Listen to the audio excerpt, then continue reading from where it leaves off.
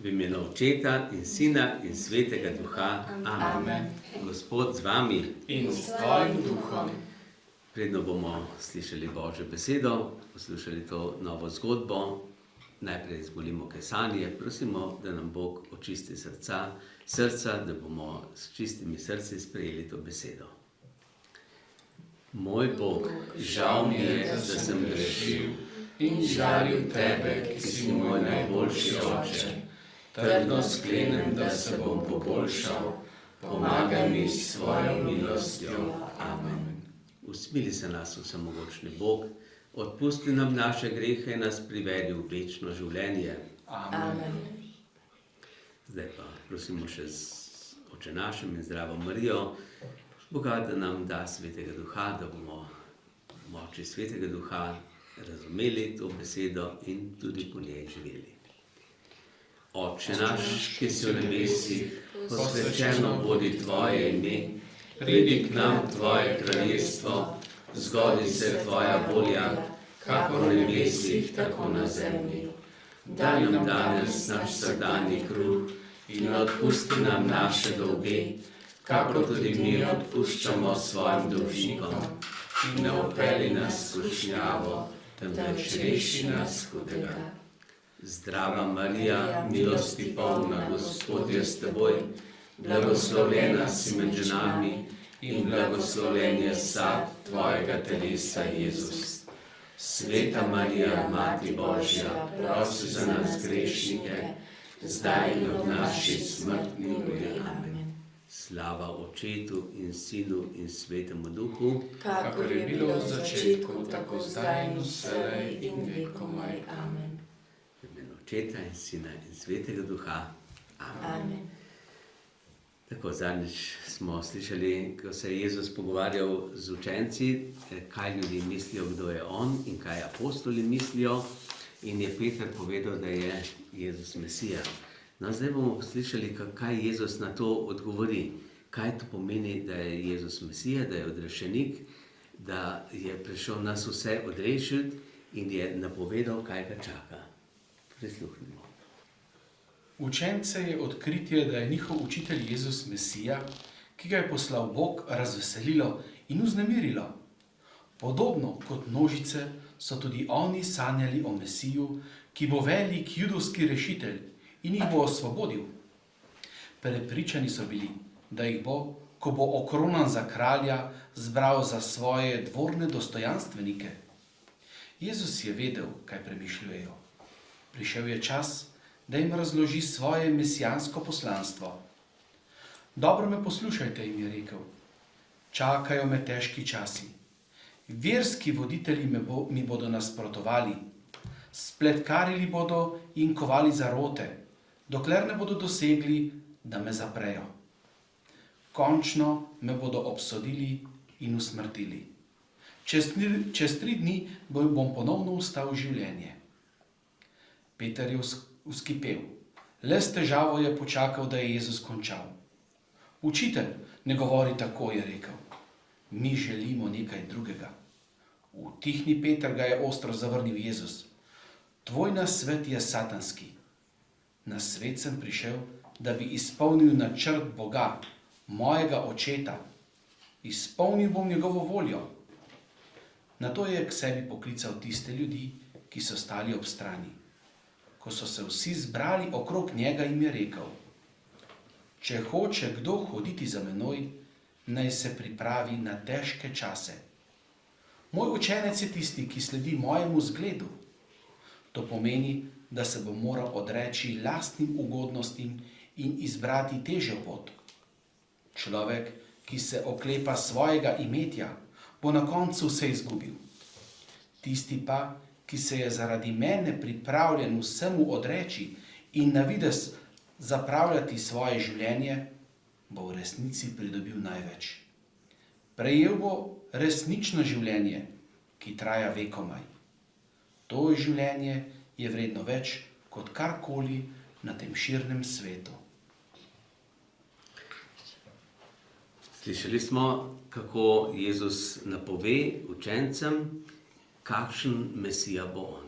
ne takšen, kot so si ga sami predstavljali ali pa predstavljali drugi Judje v tistem času, ko so nekako računali, da bo prišel osvoboditelj, rešitelj. Ampak Judje so torej mislili, kakšen rešitelj bo prišel. Vojaški. Vojskovodja, kralj, ki bo zavladal ne samo v tej državi judovski, kjer so imeli takrat, koga so imeli, kdo je vladal takrat v Izraelu, kot bil Jezus.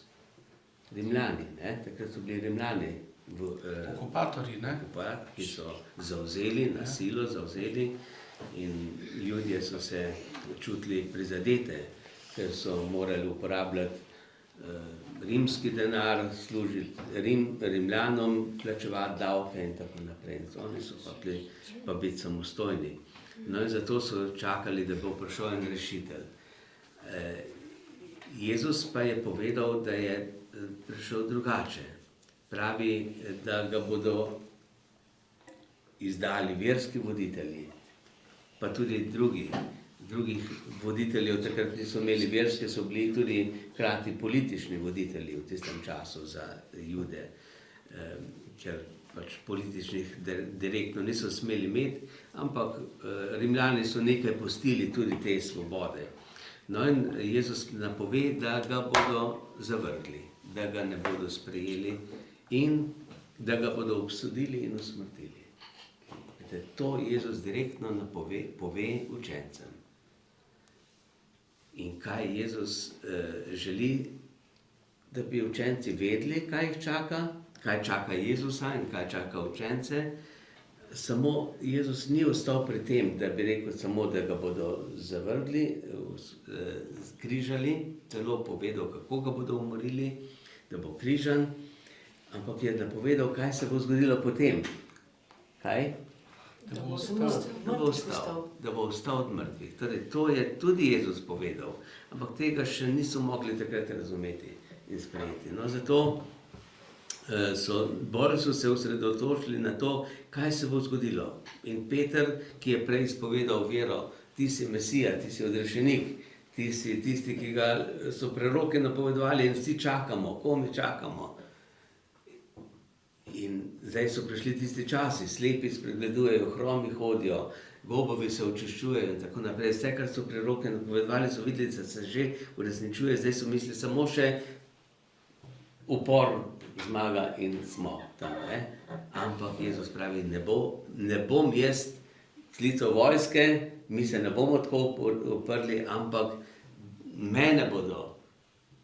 mene bodo šli vsi. In to se je potem zgodilo. Peter pa takoj, to se ne sme zgoditi. To se ne sme zgoditi. In gledajte, kako Peter tukaj, kako misli? Po človeško. Tako, ne po človeško, to se ne sme zgoditi. Ampak ne samo po človeško. Celo Satan, veste. Ja, v zadnji je hudobni duh. Kaj hudobni duh noče? Ja, da bi trpel, da bi odrešil. Ne, da bi trpel, da bi bilo darovanje. Noče odrešenja. Noče, da bi bil človek odrešen. Zato brani, torej preko Petra govori, da Jezus naj ne trpi. Naj ne bi šel po tej poti. Da bi šel po poti trpljenja, križa, smrt in vstajenje. Ker hudobni duh bi rad kar sam vladal nad nami. No in Jezus zato Petra zavrne, tukaj v tej zgodbi piše utihni Petra, ampak tam pa Jezus v evangeliju, kot beremo v evangeliju Markovo, poberi se Satan. Tako ta hudobni duh, ki je Jezusa skušal že takrat, ko je Jezus začel učiti v puščavi, ko je bil 40 dni, ko se je pustil, ga je hotel odvrniti. In Jezus je rekel, poberi se Satan. Ker je hotel, da bi Jezus ne učil, ne delal tega, kar je, ne izpolnil svojega poslanstva. In tukaj ga zdaj spet napade, malo drugače, v puščavi ga je na svoj način, 3 izkušnjave mu je dal, tukaj ga je hotel mu že naprej ga prepričati, da naj tega ne dela, in na koncu se še enkrat pojavi Satan, takrat, ko je bil Jezus že na križu. Kaj pravi takrat? Stopi dol iz križa. Stopi z križa. Še čas. Zdaj je zadnji čas. Ampak Jezus To je nevreten, ja. Ne? 3-krat pa ga zavrne, Satan pa kar napada. Kaj pa recimo nam Satan skozi govori? Tlele Petro dejansko pač tako spregovoril, ne Ampak Peter ni vedel, mislim, se ni zavedal, da je Satan skozi njega govoril. Mi se velikokrat, nikoli se skoraj ne zavedamo, da podobni duh po nas govori. Ampak on je nesramen, ko mu je to rekel, ne? Peter je mislil sicer dobro, mislil tako človeško, ne? Ampak ni gledal naprej, on je mislil samo, zdaj ni fajn, če človek trpi. Kaj pa prinese trpljenje, tega pa Peter ni videl. Ne? Jezus je pa vedel, moje trpljenje pomeni odrešenje. Človek bo odrešen. Odrešen grehov in rešen smrti, ker posledica greha je smrt. Ne? In to je tisto. In zato je Jezus tukaj zelo strog. Ne? In kaj potem pravi? Ne?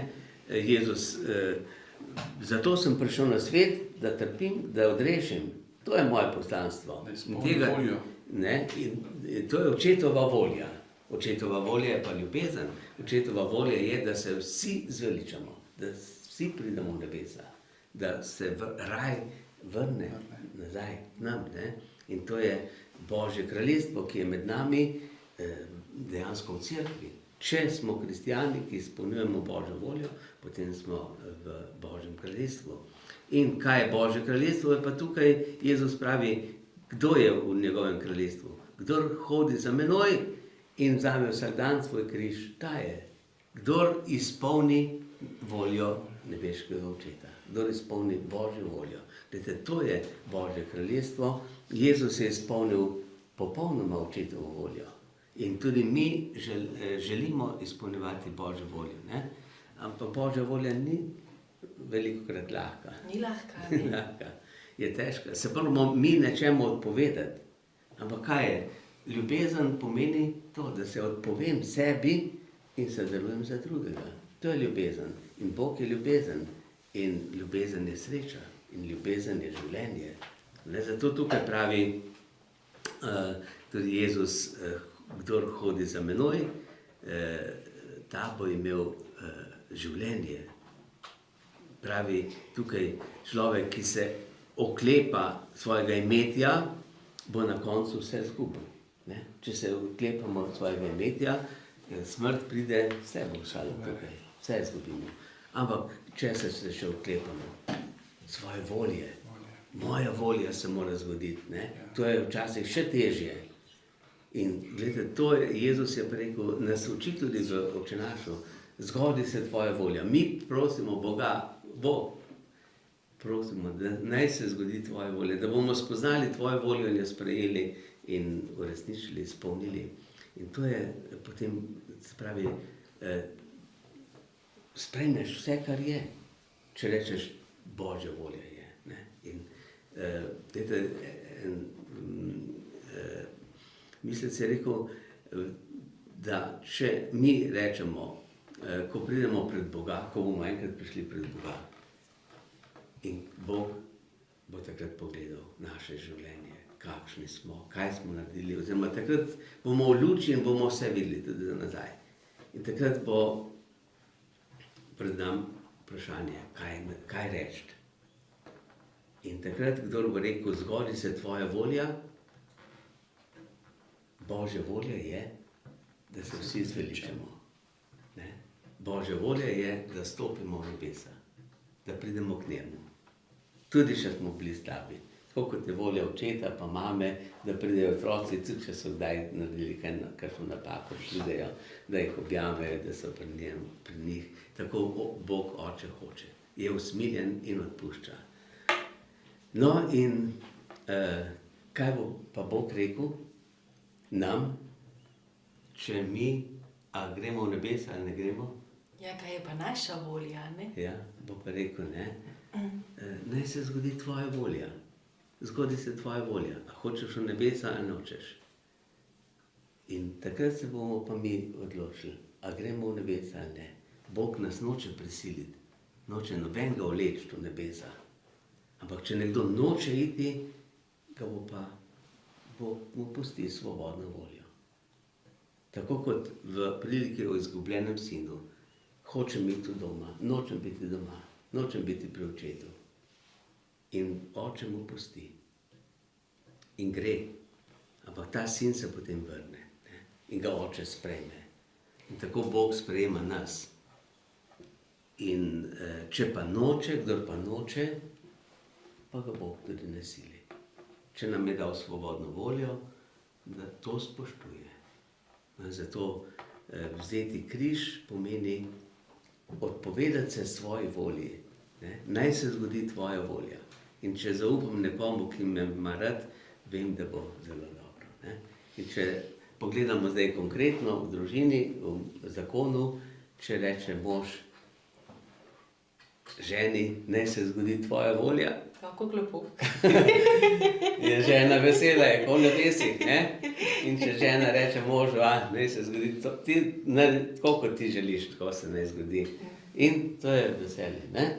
In to je ljubezen, in to je sreča, in to je Božje kraljestvo. To so nebesa na zemlji. Ne? Če pa vsak svojo voljo, moja, ne bom pustil, to je pa pekel. Sam se pa, vsaj začne se pekel, lahko. To moje kdaj, ne? Ja. Lahko tudi starši kdaj otroku reče, naj se zgodi tvoja volja. Ja, seveda, vsej starši večkrat to naredijo, samo če pa vidijo starši, da je pa nekaj slabega, takrat bojo pa rekli, ne, čakaj, zdaj pa ne. Ali pa če vejo, da je koristno, da še malo počakaš, da boš še malo se naučil potrpeti, to je tudi dobro. Ne? Ja, tako da Božjo voljo spomniti je čudovito in potem tudi Bog izpolnjuje našo voljo. Ne? Glejte, kaj svetniki, kaj naredijo svetniki? Izpolnjujejo Božjo voljo. In kaj Bog dela? Njihovo voljo izpolnjuje. Njihovo želje.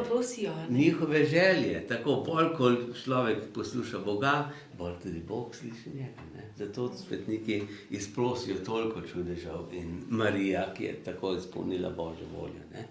In tako poskušamo tudi mi gledati Jezusa, ki nas uči, kako se izpolnjuje Božja volja.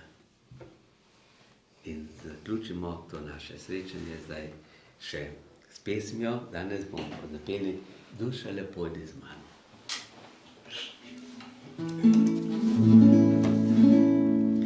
Duša, lepo idi z mano, z menoj na Božjo pot, na Božjo pot, na goro žalostno.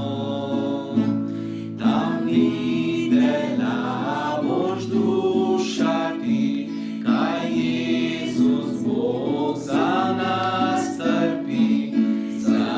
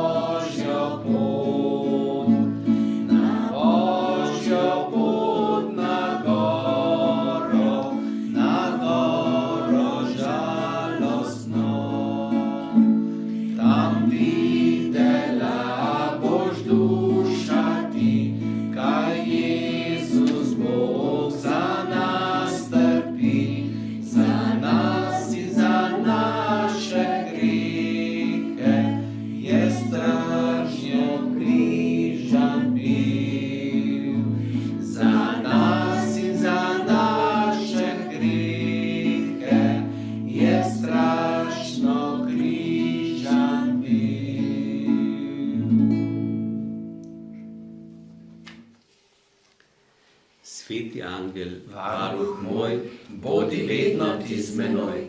Stoj mi noč in dan ob strani, vsega hudega me brani. Prav prisrčno prosim te, varuj me in vodi me. Amen. Gospod z vami, In S tvojim duhom. blagoslov vsemogočnega Boga, Očeta, Sina in Svetega Duha naj pride nad vas, naj vedno med vami ostane. Amen. Amen.